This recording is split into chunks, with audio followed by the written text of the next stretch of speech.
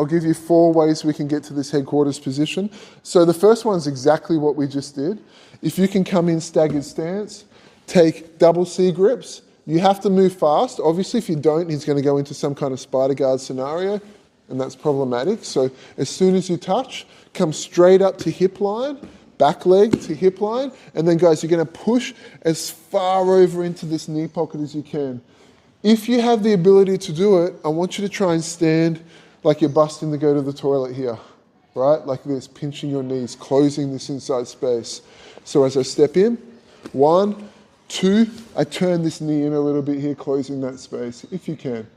Now, as we talked about, this, so he can't make distance. If he tries to push me away, I can pull in, get this knee just across center line, and then it's almost like I'm punching the mat and lifting the pant toward Ambrose out here and crowding him. So if he tries to push me away, it's quite challenging.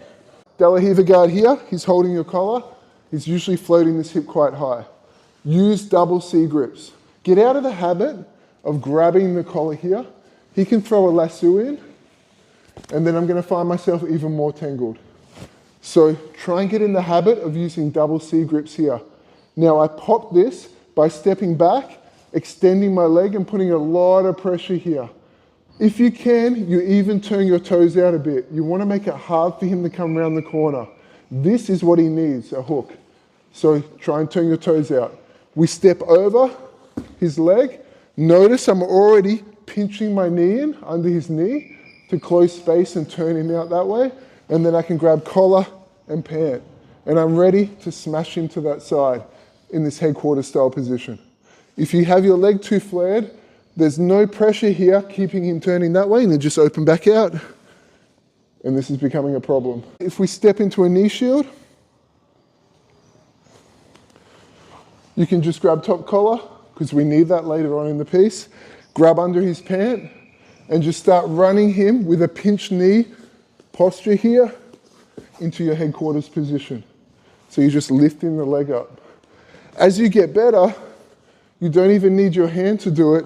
You can wrist pin them, double collar at the armpit, keeping him away, and you can just use your legs to run them.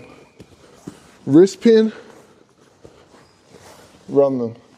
So you can get used to doing this as well from knee shield when you can't pass through the knee shield. If he hits a shin to shin guard, when he goes for this, he comes through my legs in this direction.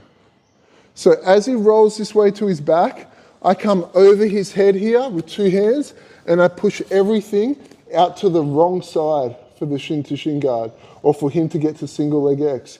And then it's really easy for me to use my free foot kick to get off the shin to shin, and then I sit back and I'm in my headquarters position here. So I use this in the gym all the time. So again, if he hits shin to shin, we know when he goes to single leg X, he wants to roll in and come through to single leg X. So as I feel him roll in, I go with him, so my head's over his head, and I start pushing him to the wrong side. Now this foot can easily kick off, which enables me to pummel off of the shin to shin, and then we can just build back, and we're ready to pass from our headquarters position here. The way I'm going to guard pass him is dictated by where his knee is. So if I can get it across here, you have 3 options essentially. You can do leg weaves. I'll just show you how it looks, where your leg weaves through their legs, leg weave passes. You can do smash passes, where you smash both the legs together.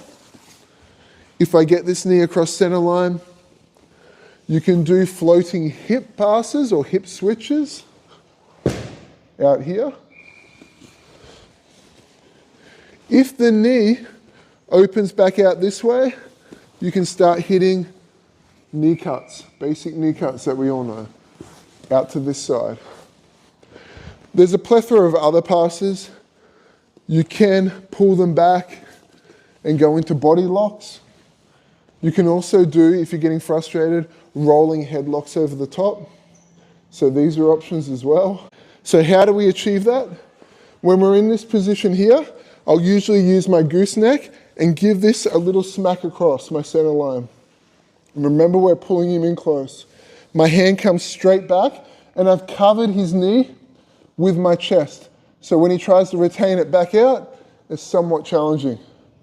Now this knee, this is the hard part, comes through this gap, kind of like a knee cut. One, and I pull myself forward. He's always going to be, try not to hit the mic, but he's always going to be framing me up top, pushing me away. But I'm driving in, and then I release my feet. Both come off the mat, and we can come out in our leg weave pass here. Hip to hip, tight pressure in. You can leg weave with your leg all the way through. Just know you're vulnerable to leg locks. Or you can staple the bottom leg. Less vulnerable to leg locks, less smash though. So there's a compromise.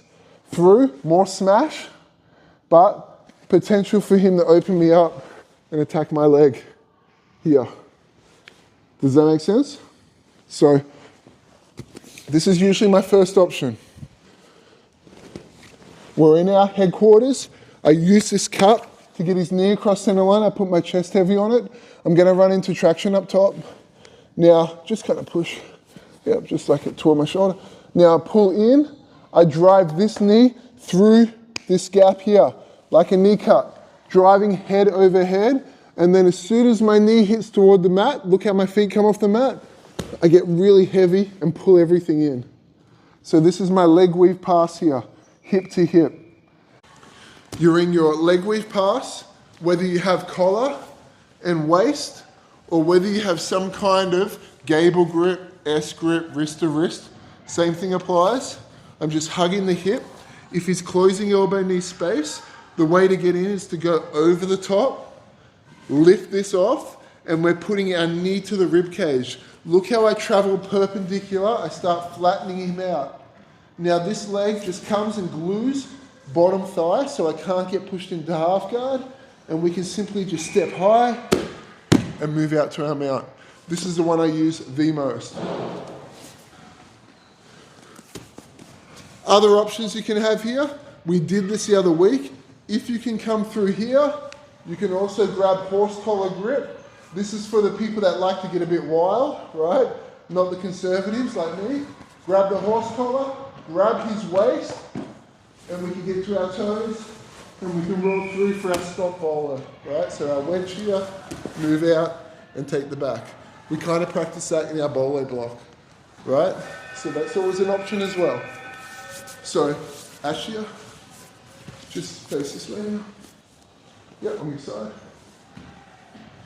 So if we look at that from this angle, we've done this before. If you can lift this elbow, drive your leg in, go through, take the horse collar grip so we can't run. Grab the waistline, we pop up. We can roll through, stop next to his shoulders, and pivot out and take the back in. So that's always an option. Now the most common way people want to pass is to the back, where he has no frames. So this was the question. Everyone's getting to this position. How do I pass out the back here? That seems like the logical way to pass because he has no frames out the back. The biggest issue you run into is this high hook. Hook under here. Yeah. So when you try and step out, he opens up that way and he starts off balancing me out this way. The way I get off this, I drive two knees to the mat, so I pull in here, pinch my knees, so I've got his knee between mine, stuck. One, and then I can windscreen wiper back over. So if this is a strong hook, here, I crunch in, so he can't make distance and push me away. I drive two knees to the mat, you can either go this one, so if you're still hooked on, you can go this one first, and then windscreen wiper, or sometimes, if they've got weak hooks, you can just drop this one, see how I'm two knees pinching on his, and then I can come back over. Different things you can do here, you can just run straight to the back, so I can start coming around, make sure he doesn't get an underhook. So elbow to the mat, and pass out here. If you've got an underhook, that'll be a whole lot of problems. He'll come out the back. Exactly. So go back, Ash. Turn that way again.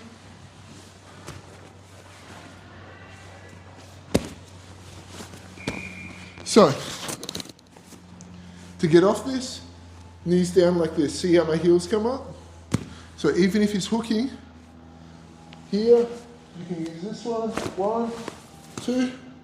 You can even be a real a-hole here and push your knees in and open out like this. Try and move, Ash. I can burn on him here a little bit and then pass out the back and take the back or side back here. So in short, if I don't have Ash here, it just kind of, you're here, you're going double knees, pinching his knee in, and then you're creating windscreen wipers to pin over the top and pass out the back. Does that make sense? That's the one most people want to know. They're like, I'm stuck on this hook, I can never get off it. That's how I get off it. Do you want to try that? Yeah. And then let's train. 1, 2, 3.